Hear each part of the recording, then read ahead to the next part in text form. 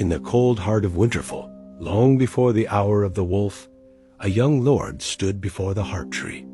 The snow fell in slow, silent flakes, gathering on the roots of the old gods. Cregan Stark, only 23, had inherited the north too early, his father dead, his brother drowned, his youth taken by duty. He was the wolf of Winterfell now, sworn to guard the realm that others forgot existed when the snows began to fall. That winter, a raven came from the south, its wings black as night, its seal red as dragon's blood. It carried a message from Rhaenyra Targaryen, who named herself rightful queen of the 7 kingdoms. She called upon every lord who still remembered oaths made to her father, King Viserys. In those words, the North heard something ancient, not just a call to arms, but to honor. When Cregan read the letter, he stood for a long time in silence, then looked up to the cold sky and said, "The North remembers." He sent back his answer in steel, but the queen did not send an army to collect his loyalty. She sent her son, Prince Jacaerys Velaryon, the heir of House Targaryen, rider of the dragon Vermax. The day he arrived, Winterfell trembled as the beast landed upon the frozen field.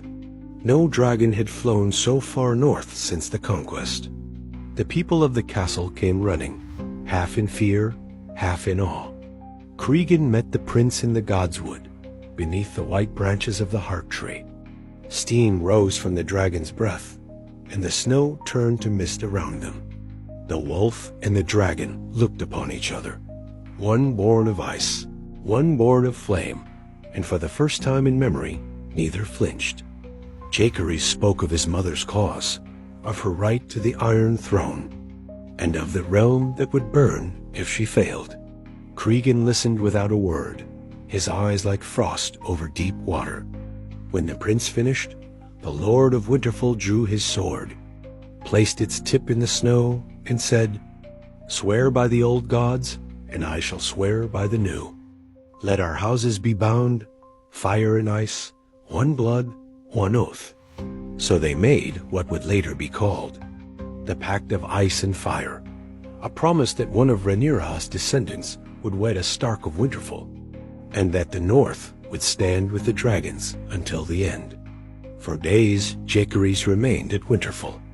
The songs say that he and Cregan became brothers in spirit, that they hunted in the wolfswood, drank mead by the fire, and spoke of the worlds beyond the wall and beyond the sea. They were young, proud, and unbroken by war. When the prince took his leave, he clasped the Stark's hand and said, "If I fall, the realm will remember who stood beside me." Cregan nodded once. "And if you fall, my word will outlive us both." Jacaerys never returned. He died over the stormy seas near the Vale, his dragon lost to the waves. The raven that brought the news reached Winterfell in midwinter. No one saw Cregan's grief, but the next morning he rode into the forest alone and did not return until the 3rd night. When he came back, his face was the color of snow and stone. From that day, he spoke little of oaths or kings.